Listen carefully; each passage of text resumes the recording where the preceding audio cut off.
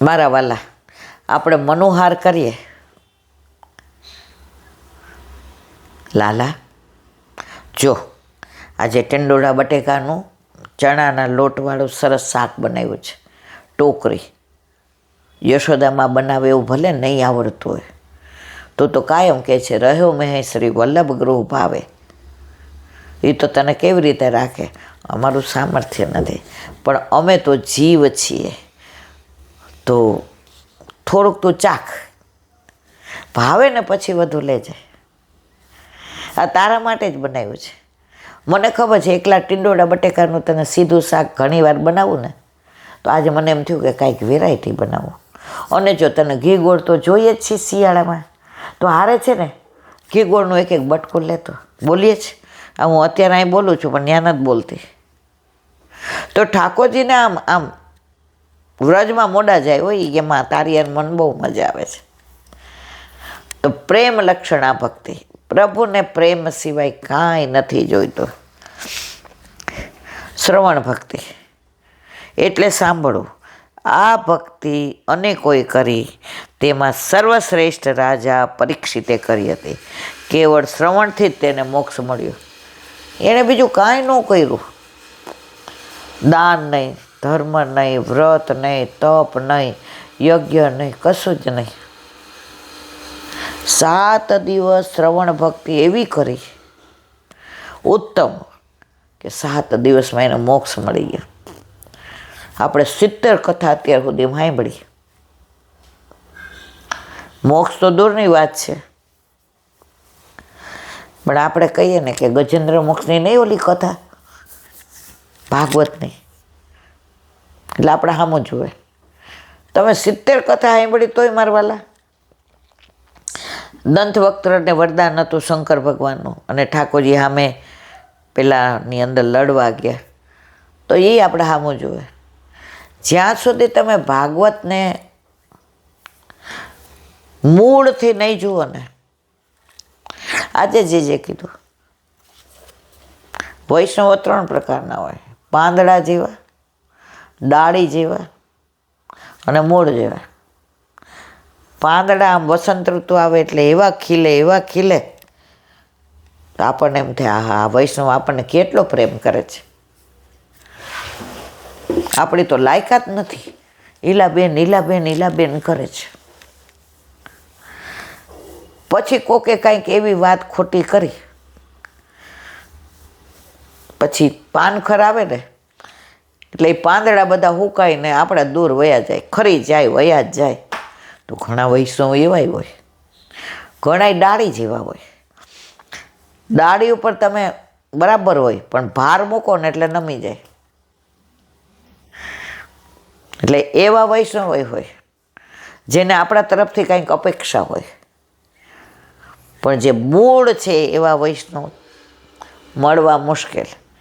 ગમે એવો ટાઢ, તડકો, વરસાદ, વાવાઝોડું, પણ મૂળ હલે નહીં. તો એવા ભગવદીઓનો સંગ કરવો કે ક્યારેય આપણાથી દૂર જાય નહીં, કે આપણને એનાથી દૂર કરે નહીં. બોલો વલ્લભાધીશ.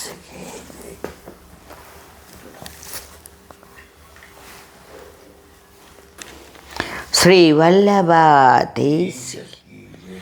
સુબોધિનીજીનું પાન વલ્લભ કરાવે તો થાય, અને સ્પર્શ કરવો આપણા બસની બહાર. ભીષ્મ પિતામહ જે સ્તુતિ કરે છે, બસ હવે અંત તરફ જઈ રહ્યા છે, કારણ કે એમનો અંત હવે નક્કી છે. એમને ઈચ્છા મૃત્યુનું વરદાન છે. દક્ષિણાયનમાં પ્રાણ નથી છોડવા, એટલે ઉત્તરાયણની રાહ જોઈને બેઠા છે. હવે આગળ લલિત ગતિ વિલાસ વલ્ગુહાસ,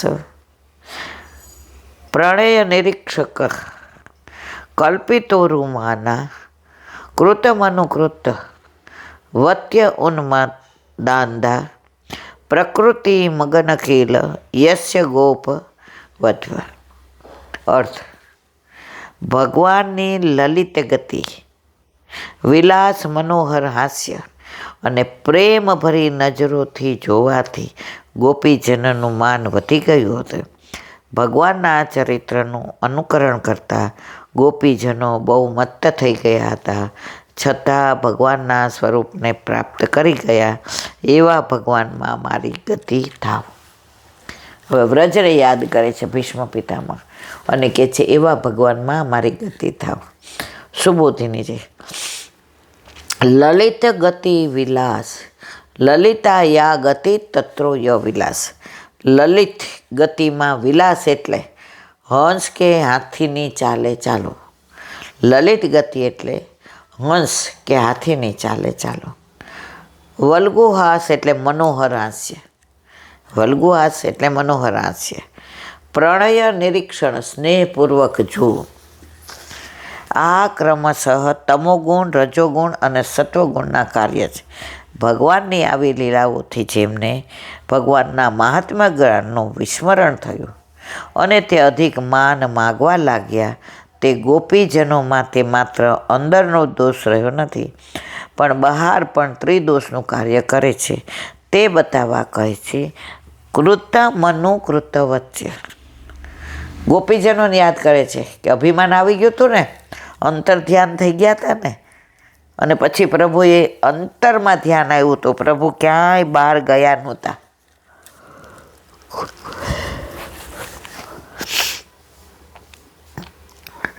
કૃત મનુ કૃત વત્ય, પૂતનાનું પૈપાન વગેરે ભગવાને કરેલા ચરિત્રોનું તેઓ અનુકરણ કરવા લાગ્યા. ગોપી ગીતમાં ગોતે છે ને, પ્રભુ અંતર ધ્યાન થઈ ગયા તો ગોતવા નીકળ્યા. હે આસોપાલો તે પ્રભુને જોયા કે ના? હે પીપળા તે પ્રભુને જોયા કે ના? તુલસીજી તમે તો જોયા જ હોય ને, પ્રભુ તમને તમારા વિના તો રોકતા ના, તો કે તમે તો કયો જ નહીં ને. આગળ જાય છે, પછી અનુકરણ કરે છે કે પૂતનાએ કેવું પૈપાન કરાવ્યું હતું એમ પૈપાન એકબીજાને કરાવવા માંડ્યા. પ્રભુ મય થઈ ગયા. કીટ ભ્રમર ન્યાય. ઓલું કીટ ભ્રમરનું સ્મરણ કરતો હોય ને એ ભ્રમર થઈ જાય, એની જેમ ગોપીજનોએ ભગવત લીલાનું અનુકરણ કર્યું. તેનું વર્ણન દસમ સ્કંદના 30મા અધ્યાયમાં છે. તેમાં તેઓનું લૌકિક જ્ઞાન પણ દૂર થયું. તે બતાવવા કહે છે ઉન્મદા ધ્યાન ઉદગતેન મદેન ભગવદરોહાર્થમાંથી વધેલા મદથી ભગવાનના ખભા પર બેસવાનો પ્રયત્ન કર્યો ત્યારે તેઓ અંત થઈ ગયા હતા. આ લીલાનું વર્ણન દસમ સ્કંદમાં 30મા અધ્યાયમાં કર્યું છે. ભગવાન જે ગોપીને પોતાની સાથે એકલી લાવેલા તેને પણ પોતાના સૌભાગ્યનો મત થયો. કુસુમ સરોવર પર લીલા એ કે પ્રભુ હું થાકી ગઈ, એકલા એને જ લઈને નીકળાતા રાધા સહચરીને. બધા કે આ કેવી નસીબદાર, તો એને સૌભાગ્ય મત થયું. હું કેવી આટલા બધા મને જ લઈને નીકળ્યા. રસમ કે મને તેડી લ્યો ને, મને બહુ થાક લાગ્યો છે. ઠાકોરજી કે ઓહો આ એ જ રસ્તે છે. એ કોટલા ઉપર બેસાડ્યા કે અહીંયા બેસી જાઓ તેડી લો. એ બેઠા અને આમ કરવા ગયા ત્યાં પ્રભુ અંતર ધ્યાન થઈ ગયા કે તમે એ જ રસ્તે છો સૌભાગ્યમાંથી. ન પારી એમ ચલિતું નયમામ યત્ર તે મન એવ મુક્ત પ્રિયામાહ સ્કંદા મારુ હયતામિતિ તતક્ષાંત દતે કૃષ્ણ સા વધુરંત યત્ય. આ એમનો બીજો દોષ હતો. આ રીતે કોઈથી ચિકિત્સા ન થાય એવા 3 દોષવાળા ગોપીજનો થયા. વળી તેઓ જાતિ અને સ્વભાવથી પણ હીન હતા. આમ છતાં પ્રભુના સંબંધીથી પ્રભુના સ્વરૂપને પ્રાપ્ત થયા. કિલ ખરેખર એ બાબતમાં કોઈ શંકા સાર નથી. ગોપીજનોને સૌભાગ્ય મંદ આવ્યો, પ્રભુએ દૂરય કર્યો, પછી મહારાશે કર્યો. જાતિથી એ કેવા હતા? ભરવાડો હતા, આહિર હતા, પણ છતાંય પ્રભુને પામી ગયા. પ્રભુ જાતિ નથી જોતા, પ્રભુ તમારી રૂપ નથી જોતા, ગુણ નથી જોતા, તમારું જ્ઞાન નથી જોતા. પ્રભુ તમારો પ્રેમ જોશે. પ્રીત હિતે પાઈએ પ્રીત યદ્યપિ રૂપ ગુણ શીલ સિદ્ધતા ઇન બાતન ન રીજઈએ. પરમાનંદાજીનું કહેતા પ્રીતમ પ્રીત હિતે પૈયે. તમે ગમે એવા હો, આ બધું તમને દેવાવાળો કોણ? હવે બધે ઈલાબેન સત્સંગ ખારો, ઈલાબેન નથી કરતા મારા વાલા, કરવાવાળો વલ્લભ છે, મારું સામર્થ્ય છે. એણે મને નિમિત્ત બનાવી એટલે હું રાજી થાઉં. बाकी करते हो तुम कन्हैया, मेरा नाम हो रहा है, सब आपकी कृपा से मेरा काम हो रहा है. જ્યાં હું આવે ત્યાં હરી નહીં, અને હરી હોય ત્યાં હું નહીં. એક મ્યાનમાં બે તલવાર નો રહે, એકે તો બહાર નીકળવું જ પડે. હરી દેખન મેં ચલ્યા, હરી ન મિલ્યા મોય. हरी देखन में चलिया, हरी न मिलिया तोय. जब हूँ गए मन से तो हरी मिल गए सोय. तरत मળી ગયા. મને આવડે, હું કરું એ બરાબર. મારા જેટલું હવે બેસાની મને, તારી પાસે તારું કશું છે જ નહીં બેન, બધું પ્રભુનું છે. પણ આ તો કૃપા માર્ગ છે. તારા ઉપર કૃપા કરીને તને કીધું કે કર સત્સંગ. અહીંયા બેસું ત્યારે મને ખબર હોય શું બોલવાનું. આ બેઠો બેઠો અંદર બધું બોલે, મને કહે. ઓલા નાટકમાં રહ્યા હોય ને, આપણે કોલેજમાં હતા ત્યારે આપણે ખબર છે મહાજનના ખોરણે નાટક કર્યું હતું. એમાં હું શેઠાણી બની હતી. ગુજરાતી સાડી માથે ઓઢવાનો ને ઠસ્સો ને, તો ત્યાં પેમ્પરિંગ કરવા પડદાની પાછળ એકને ઊભો રાખ્યો હોય. તો આપણે ભૂલી જાય ને એટલે એ તરત ધીમેકથી કહે, એટલે આપણને પાછો યાદ આવે એ સંવાદ, એટલે આપણે સંવાદ બોલીએ. એમાં વલ્લભ, આપણે તો બધા નાટકિયા છીએ, તો જ્યાં ભૂલ થાય ત્યાં મારો વલ્લભ કહે હવે આમ બોલ, આવું ખોટું ખોટું બોલવા, પાછું સુધારી લઈએ. તો આ બધી વલ્લભની કૃપા મારા વાલા. હવે રજોગુણ મિશ્રિત સત્વગુણની અવસ્થાઓનું નિરૂપણ કરે છે. બોલો વલ્લભ. શ્રીમદ ભાગવત અને મારા ગુરુદેવ પ્રણામ કરું છું. चंद्र सरोवर पे सूरदास जी के द्वार पे मेरा दंडवत प्रणाम. सुरभि कुंड पे परमानंदास जी के द्वार पे मेरा दंडवत प्रणाम. जमुनावता पे संकर्षण कुंड पे कुंभन दास जी के द्वार पे मेरा दंडवत प्रणाम. बिच्छू कुंड पे कृष्णदास जी के द्वार पे मेरा दंडवत प्रणाम. कदम खड़ी पे गोविंद स्वामी के द्वार पे मेरा दंडवत प्रणाम. अप्सरा कुंड पे चित्त स्वामी के द्वार पे मेरा दंडवत प्रणाम. मानसी गंगा पे नंददास जी के द्वार पे मेरा दंडवत प्रणाम. रुद्र कुंड पे चक्रबुदास जी के द्वार पे मेरा दंडवत प्रणाम. व्रज विलास व्रजनी गोपिकाओं ने मारा दंडवत प्रणाम. हे वल्लभ, સવારથી અત્યાર સુધી સેવા સ્મરણ સત્સંગ જે પણ તે કરાવ્યું તે તારા ચરણારવિંદમાં સમર્પણ કરું છું. ભૂલ અપરાધ થઈ હોય તો ક્ષમા કરજો. બોલો વલ્લભાધીશ કી જય. દ્રઢઈન ચરણ કેરો ભરોસો, દ્રઢઈન ચરણ કેરો.